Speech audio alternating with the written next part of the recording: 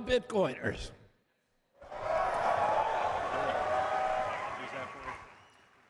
I am so glad to be back for my second Bitcoin conference.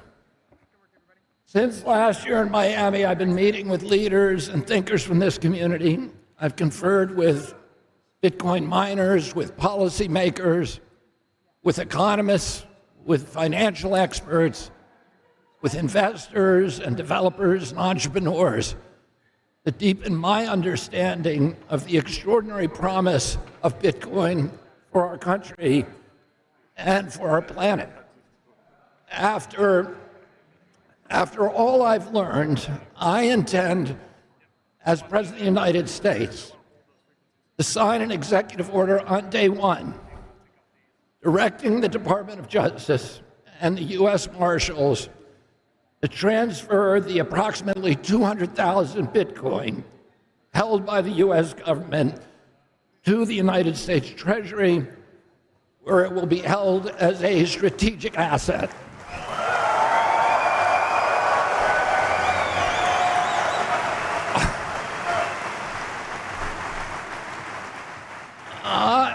On day one as president, I will sign another executive order directing the U.S. Treasury to purchase 550 Bitcoin daily until the U.S. has built a reserve of at least 4 million Bitcoins.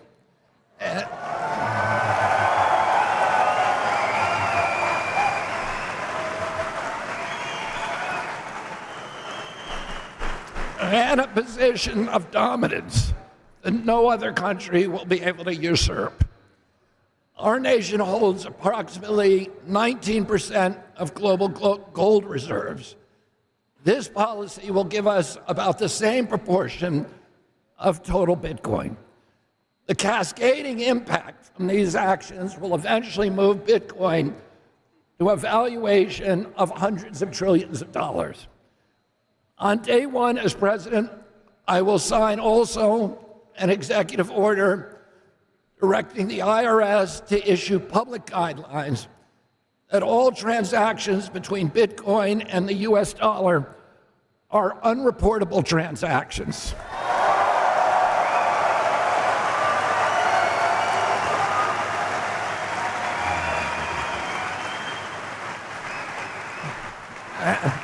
And by extension, non-taxable.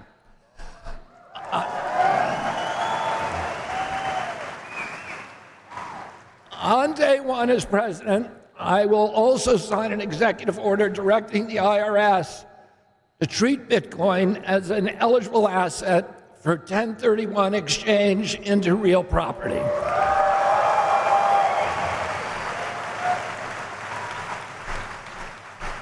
Now, I want to say a couple of words about my observations about the Bitcoin community, which I consider myself part of. Despite their different viewpoints, I found the most striking feature of Bitcoin community is this kind of paradoxical juxtaposition marked by fierce divisions on several minor issues and an overwhelming sense of unity within the larger Bitcoin ecosystem.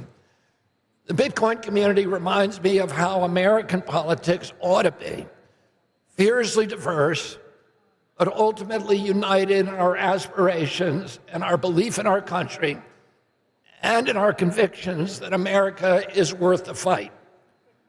And in the end, we all come back together, united in our belief that Bitcoin is a technology for freedom, for optimism, for independence, for democracy and transparency. It is the currency of hope. It is the perfect currency.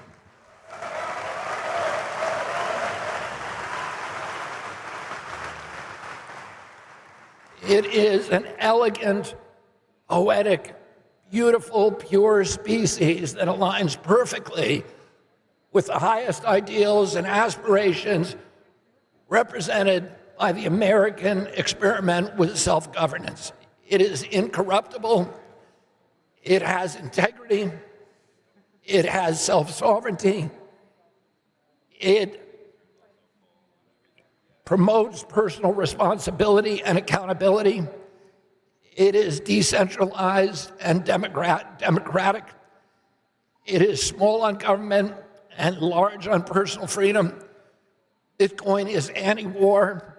It is a fierce, merciless, and insurmountable foe of government corruption.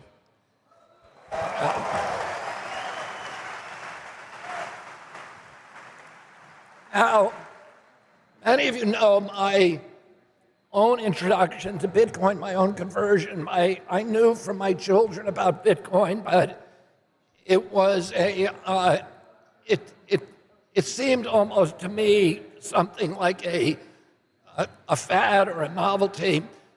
And then I saw what happened in Ottawa. I was running at that time the Children's Health Defense, which was the premier advocate for medical freedom in our country. And we had embedded with the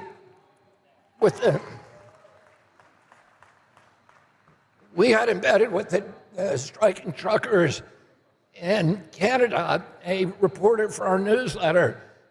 And she was traveling with the truckers from Alberta all the way to Ottawa. And the truckers are very diverse in Canada. They're Asian, they're black, they're white. The trucking strike, the truckers were doing something that all of us in our country take for granted. They were assembling to petition their government about something that they thought was important, which was that the impacts, the financial impacts of the mandates on their businesses.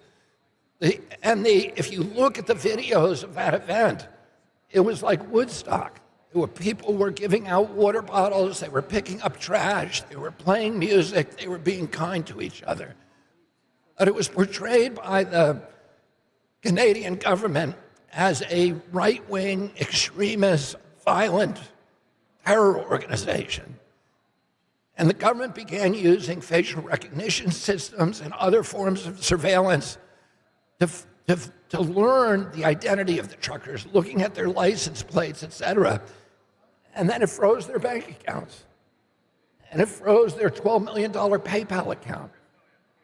And when Canada did that, it occurred that the premier template of democracy in the world besides the United States, it occurred to me immediately that transactional freedom was as important as freedom of expression in the First Amendment.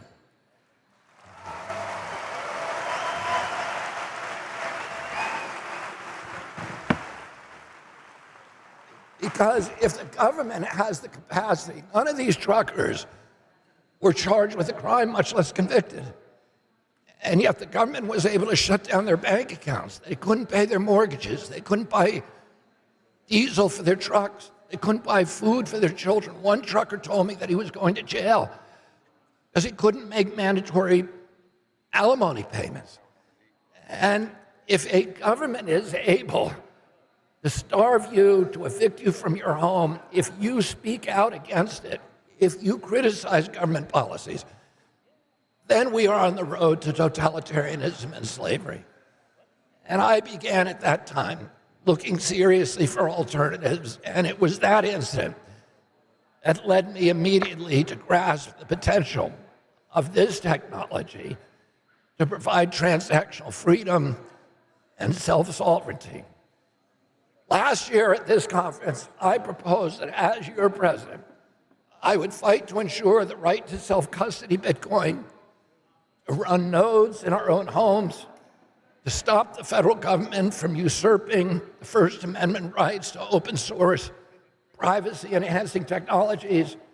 I pledged to prevent government officials from adopting CBDCs, which would inevitably morph into what we saw in Canada, a malevolent tool for surveillance and control.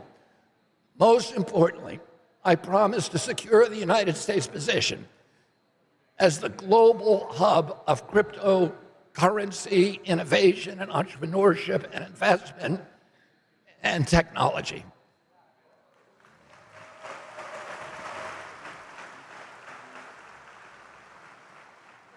As a lifelong environmentalist, I embrace Bitcoin as a mechanism for incentivizing greater investments in green and renewable energy production. After the time I spent with Bitcoiners last year, I left the Miami conference so enthralled with optimism and excitement about Bitcoin and its potential to eliminate the national debt as a hedge against inflation, its promise to guarantee personal freedom, to restore the American middle class, to end government corruption, to defund the war machine, and to protect our environment. And I happened just before that, at Miami convention, I got a big check from the fees from winning the Monsanto case. And I took most of that check, which represented the largest portion of my personal wealth, and I invested it all in Bitcoin.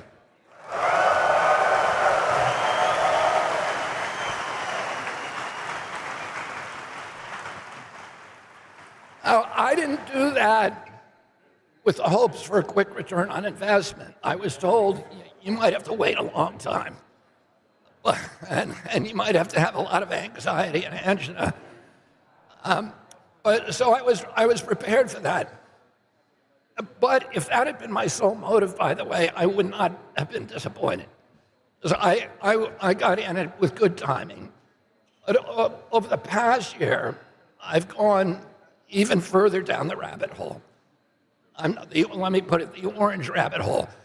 I'm convinced now more than ever that we have to work together to put all these proposals into action immediately. America's at a crossroads. We can either continue down the path we are on, racking up debt, constricting freedom, addicted to war, or we can look forward to use new technologies like Bitcoin to help us evolve, to achieve again our promise as a moral authority and the world's exemplar for incorruptible democratic governance.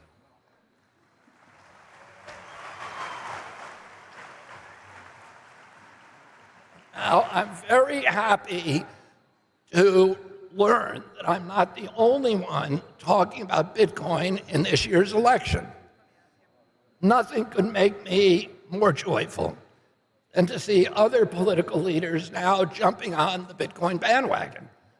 I've had over a year's head start to study, to understand, to articulate the potential of Bitcoin. And my goal as the first Bitcoin president will be to enact policies that will make America the world's greatest representative for Bitcoin and a proponent of its democratic values. I grew up assuming that America would always maintain its status as the world leader, the leader of the free world. But ever since the collapse of the Soviet Union in 1993, we've paradoxically been moving in a declining spiral away from that role. Hubris, military adventurism, and corruption have put America's political and economic power in precipitous decline. Our dollar is rapidly losing its reserve currency status because we've weaponized it against other countries. When we disagree with the policies of another country, we kick them off the SWIFT system and we debank them. As a predictable result of that strategy, the BRICS nations are now in the process of de-dollarizing by getting off the petrodollar. They realize that trading their commodities and other hard resources for money that is printed out of thin air is a losing proposition. This trend will likely accelerate until we make the tough transition toward backing our debt obligations with hard assets again.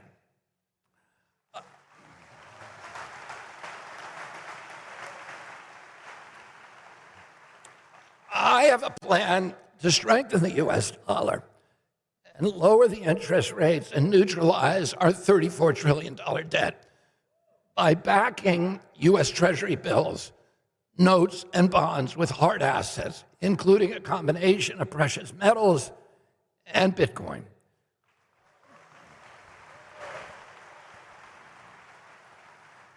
Backing U.S. debt obligations by collateralizing them with hard assets not only restores strength to the dollar, it reins in inflation, and it will usher in a new era of American financial stability, prosperity, and peace, the world needs to believe that we have safely handcuffed our government and its ability to create money out of thin air with no proof of work. The innovative strategy that I'm proposing leverages the scarcity and liquidity of Bitcoin, along with gold and other hard assets, to restore the dollar's dominance in global finance. The world will rush to adopt an American-backed, decentralized currency that cannot be confiscated by governments, that can be traded and transacted on cell phones at the speed of light across every global border with no banking fees or other transactional friction. This incorruptible currency will immediately start pulling wealth and assets from every other nation around the globe back into the United States, restoring the strength of our dollar and repairing our balance of payments. 6 months before his assassination, my uncle President John F. Kennedy, signed an executive order that put silver coins in competition with the notes issued by the Fed. His intention was to rein in Fed discretion. He had been a critic of Fed policy, and he hoped to end the discretionary monetary policy and the inevitable debasement of the US dollar. He understood that a highly leveraged economy leads directly to the destructive kind of wealth inequality that is today eroding American democracy and generating violence and division and discontent and hopelessness. Notably, after my uncle's assassination, the government immediately stopped issuing those silver coins and power returned to the Fed. My uncle apparently understood the potential for the Fed to evolve itself into a tyranny. Bitcoin has the potential to return monetary discipline to the Fed and to restore the dollar as the unchallenged global reserve currency. And just as Bitcoin can fortify the dollar, it can also secure America's position in cyberspace. I understand that tomorrow President Trump may announce his plan to build a Bitcoin Fort Knox and authorize the US government to buy 1 million Bitcoin as a strategic reserve asset. And I applaud that announcement, and we should all applaud it.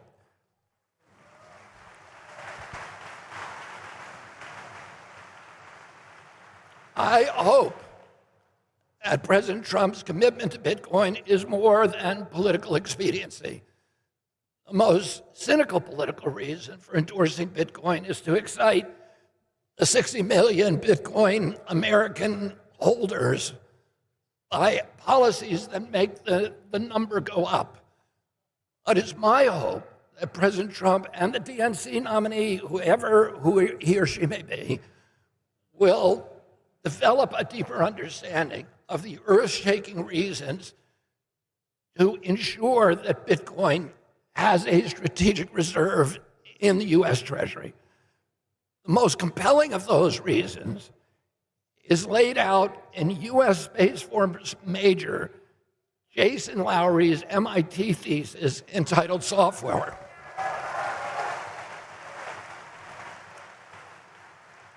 Major Lowery points out that Bitcoin has been mischaracterized as money, when in fact it is a cyber defense system that will protect our online identities and data in cyberspace. Just as we have an Air Force to protect our skies and a Navy to protect our seas, Bitcoin can protect us against potential cyber attacks. It is a cyber defense weapon and a classic example of unrecognized use. Here's an analogous example. The Chinese invented gunpowder, and then they used it as medicine for 200 years before other countries recognized that it was the most potent tool for power projection. Today, the popularly assumed use of Bitcoin is money.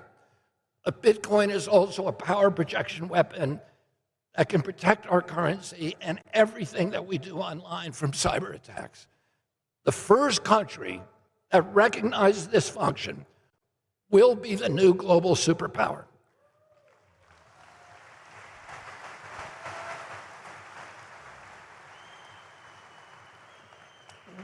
We need to grab the reins and harness Bitcoin's full potential if we want to regain and consolidate our title as leader of the free world.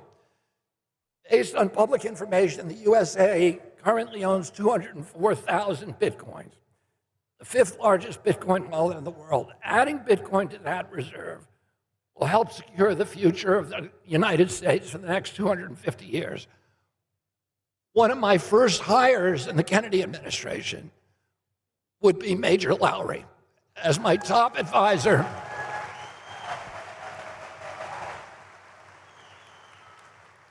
As my top advisor for my national security team. Another important use of Bitcoin for America and the world is the one that is dearest to my heart, capturing carbon and incentivizing green energy production through Bitcoin mining. I served for 40 years as an environmental champion and for a decade as a partner in the green tech venture capital firm Vantage Point, which is the #1 green tech energy and technology firm in the world. I played key roles in developing some of the world's largest solar and wind power generation projects. Critics of Bitcoin have wrongly cast it as an environmental threat because of its high energy demand. The opposite, of course, is true. Bitcoin miners are more sensitive to energy pricing than any other industry. This means that they can only survive in the marketplace by utilizing the cheapest energy, and that invariably means waste energy and surplus power. For example, methane from landfills would otherwise go into the atmosphere, but Bitcoin miners are uniquely able to harness it as an energy source. Bitcoin mining is also the ideal partner for renewable energy and variable power projects like wind and solar. My personal experience in energy project finance left me with a deep appreciation for the critical potential for Bitcoin mining as a reliable profit center for renewable energy projects that need flexible, on-site, off-peak customers for intermittent energy generation in order to get financing.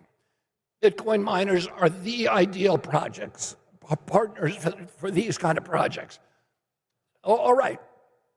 Let's lean into some of the other ways that Bitcoin is good for Americans and for America. President Nixon took us off the gold standard in 1971 to finance the Vietnam War. Since then, the dollar's purchasing power has been in precipitous decline, eroding savings and earnings of everyday Americans. Alan Greenspan, who was the chair of the Fed for 20 years, even warned that, quote, in the absence of a gold standard, there is no way to prevent savings from confiscation through inflation, end quote. Inflation, as we all know, is theft, and it's almost always theft from the poor.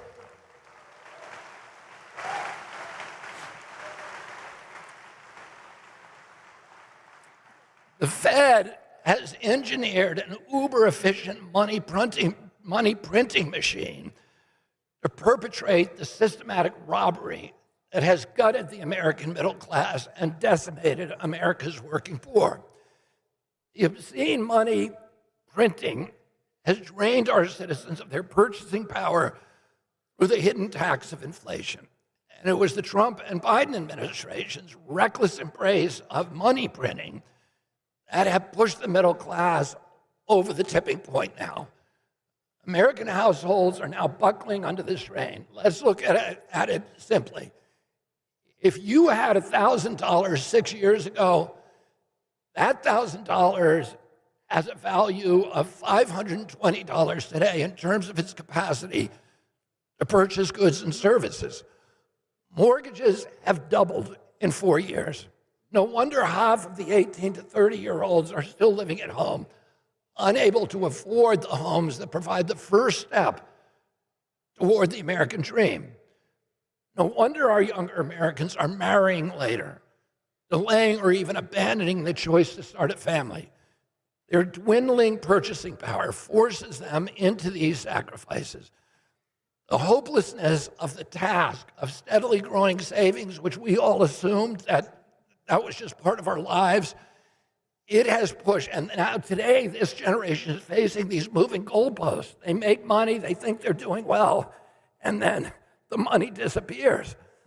And not for anything they did, but because inflation. And it has pushed this whole generation into a kind of financial nihilism. And it's contributed to the epidemics of depression, of suicide, of hopelessness, of alienation, of dispossession, of the loss of pride in our country, the loss of hope for their own generation and their own futures among young Americans. Healthcare costs are also increasing exponentially. I talked a couple of months ago with a young New Hampshire couple, and they told me with tears in their eyes how they had gotten in an argument, the husband and wife, holding a crying baby in their arms at night and having to wonder about whether that baby was $50 sick or $100 sick or $500 sick before they brought him to the emergency room. Over half of Americans cannot put their hands on $1,000 if they have emergency. If you are part of that cohort and the engine light goes on in your car, it is the apocalypse, because you know you're not going to be able to afford the mechanic. You won't be able to get to work. You won't be able to pay your rent, and then you're going to be out on the sidewalk. And that death spiral has ended up with this army, tent encampments in the cities that I live in Los Angeles, New York, San Francisco, and all over the country, where armies of Americans, of hardworking Americans, are now living because the engine light came on in their car, or they got 2 flat tires at once, or they had some other expense that was unanticipated. Walk outside and you're going to see it.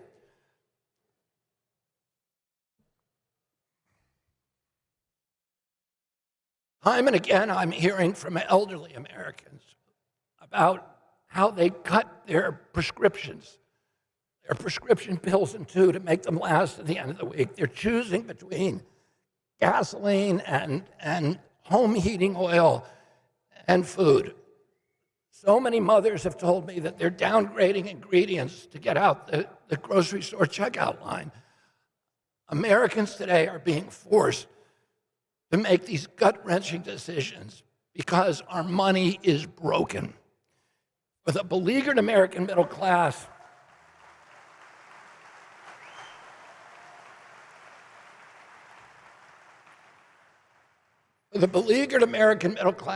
Bitcoin is the off-ramp from the inflation highway of doom.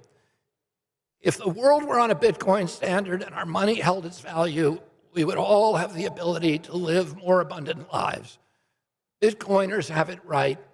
Fix the money, fix the world.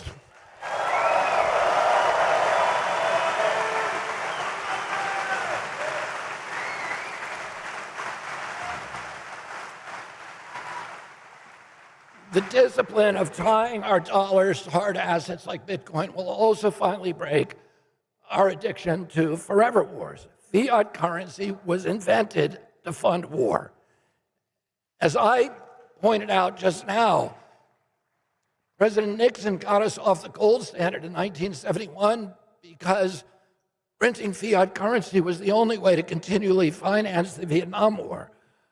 Prior to fiat currency, when a country ran out of money, the war would end. Or if a government wanted to fund a war, it would issue war bonds and borrow the money from its citizens, or it would tell them in advance, we're going to tax you. Today, governments don't need to even ask that permission. They just print the money. And then they fund the war with fake money. If the world was on a Bitcoin standard, then there would be no war because the governments can't print Bitcoin.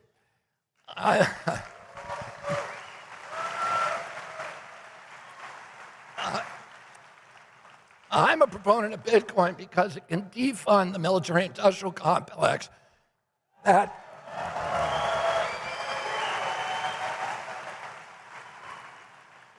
is bent not on national defense, but on international global domination. And I'll say this, during the height of the Cold War, the military budget was about $500 billion in 2024 dollars. Today, it's double that. Why do we need twice the money than we needed during the height of the Cold War? Well, we need it because it has nothing to do with national defense. It has to do with global hegemony and international domination that is actually counterproductive. It's bankrupting us at home. And it has destroyed our relationships and our moral authority across the globe. Oh, let me say it again. If governments couldn't print money with a couple of keystrokes on a computer, they wouldn't be able to fund wars that never end. Again, fix the money, fix the world.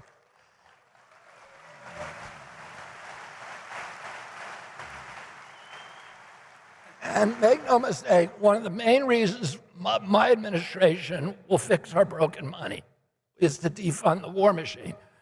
To reach that goal, I'm going to support making direct ownership of Bitcoin tax-free. The conversion of Bitcoin back into dollars will be non-reportable transaction to the IRS and not subject to capital gains.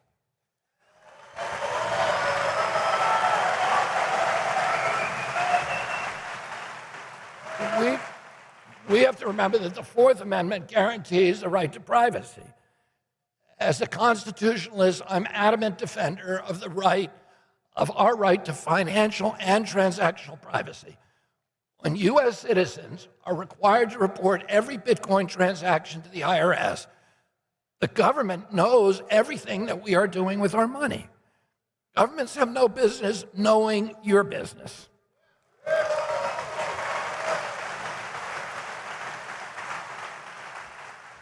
More importantly, making the direct ownership of Bitcoin tax-free creates financial incentive to own Bitcoin and not a Bitcoin ETF, which is a security and therefore subject to capital gains. This is crucial because direct ownership of Bitcoin keeps it decentralized. And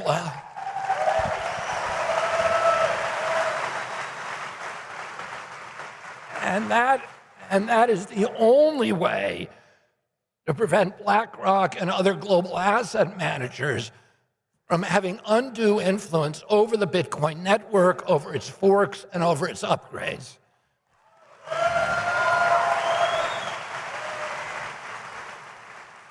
In 2014, the IRS declared Bitcoin to be property and regulated the purchase and sale as a capital transaction. It's important to understand that this tax law was never passed by Congress, and it was never signed into law by the President of the United States. The IRS and the SEC simply usurped government power in order to suppress decentralized financial democracy. The U.S. Supreme Court recently, of the Chevron doctrine, reopens that decision.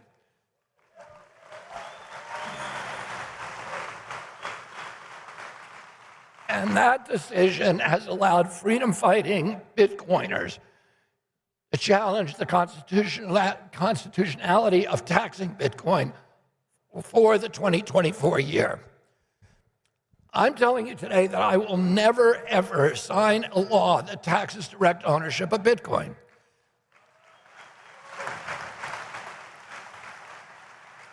I will use my power to reverse any law that does so.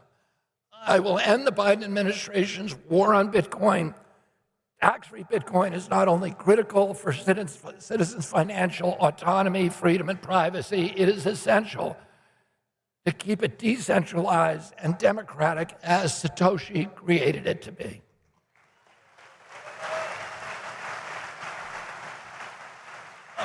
Finally, Bitcoin guarantees property rights. With freely transactable Bitcoin, no government will be able to confiscate or tax your wealth at the border.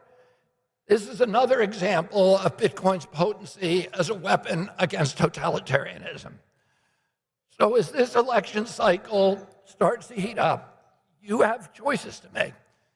You've heard what I propose to do.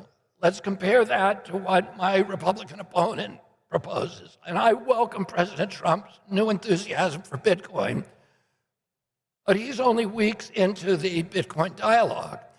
And I have the advantage of being here longer. And hopefully his learning curve will mirror the kind that I went through. My guess is that initially, at least, there's going to be a lot of talk about pricing and how a change in government policies can make Bitcoiners wealthy. But we all know that that is just one of the minor points to Bitcoin. Bitcoin is about something much bigger.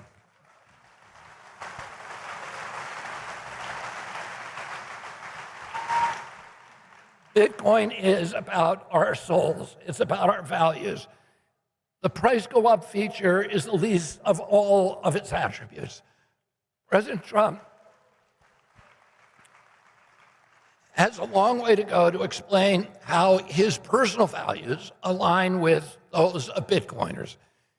If he doesn't do that, then we don't really have any assurance, do we, that his endorsement is not another ephemeral monetary policy fad du jour.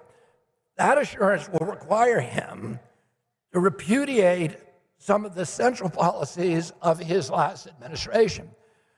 During his years in the White House, President Trump had consistently spoke out against Bitcoin. In December of 2020, he was openly hostile to Bitcoin and tried to outlaw self-custody wallets. This was a time when Americans, particularly more than any time in our history, needed any store of value that they could get to compensate for the hits to their income from the lockdowns, from the declining purchasing power due to the money printing orgy and the COVID closures of all of our businesses. In 2021, President Trump doubled down and declared that Bitcoin, it just seems like a scam. I don't like it because it's another currency competing against the dollar. I'm happy that President Trump has had this evolution. I'm proud that I helped blaze a trail that made it easier for other political leaders to follow. And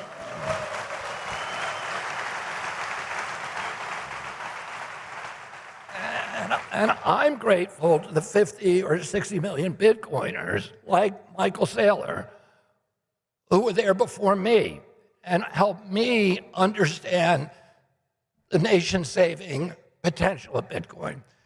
Every Bitcoiner I know shares my own yearning for freedom, or my skepticism toward official orthodoxies and pronouncements, and an inclination for critical thinking that I most admire. During COVID, neither President Trump nor President Biden protected our constitutional rights. They both restricted our right to assemble, to worship. They closed our churches, no funeral for grandma, no weddings. They closed our businesses without due process or just compensation in violation of the Fifth Amendment. They ended the Seventh Amendment right to jury trials. They assaulted the Fourth Amendment prohibition against warrantless searches and seizures, and also both these administrations allowed the FBI and the spy agencies to suppress our rights to free speech by working with social media companies to deplatform people who criticize government policies. I hope that President Trump's change of heart in Bitcoin is evidence of a newfound and deep-seated commitment to personal freedoms, to our Constitution, to our Bill of Rights. Will President Trump fight for Bitcoin if he's elected? I wish he had mentioned Bitcoin in the RNC speech last week. I'm disappointed. He spent a lot of the last week attacking President Bukele of El Salvador, the only country on a Bitcoin standard. President Bukele is the most popular president in El Salvador's history, and with Bitcoin's help, he has turned the country around. Bitcoin helped him grow the economy and reduce crime. The U.S. should want to take a page from President Bukele's playbook and learn some of the lessons that he has to teach us about Bitcoin. And even more alarming, President Trump, in an interview last month with Bloomberg, floated the idea of bringing on Jamie Dimon as his Secretary of Treasury. I'm grateful that President Trump yesterday walked back that comment, but I'm not sure how he could have ever considered bringing on one of the biggest long-time critics of Bitcoin and the world's ultimate advocate for centralized control if he truly is committed in his soul to the freedom and decentralization that we all are committed to. Those choices don't match the spiritual alignment of Bitcoin. Bitcoin represents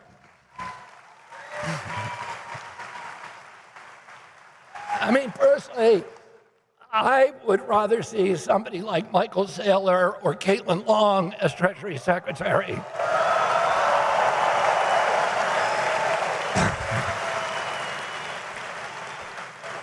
They are brilliant, they are encyclopedic, they're forward-thinking, they deeply love our country, and they represent the ideals of decentralization and economic democracy. Finally, President Trump has had 4 years to pardon Ross Ulbricht and Julian Assange and Edward Snowden, and he didn't do it. And we need to ask ourselves why. I've already looked into those cases, and I plan on pardoning them all on day one.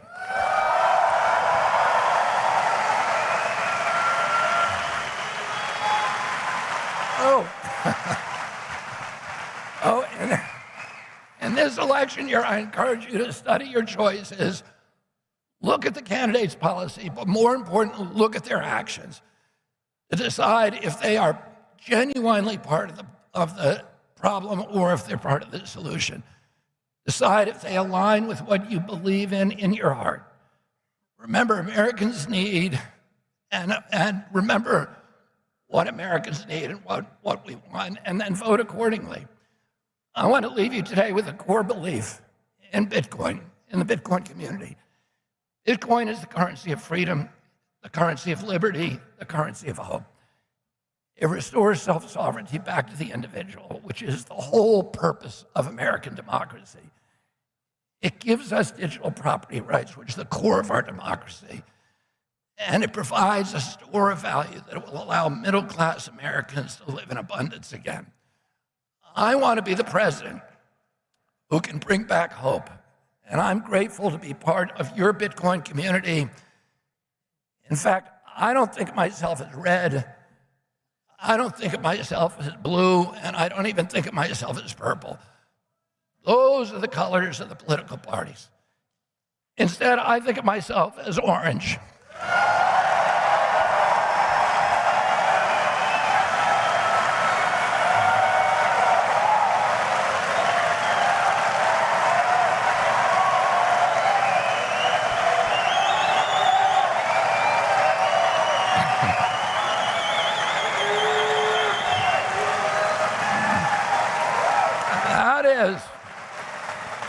That is the color of freedom.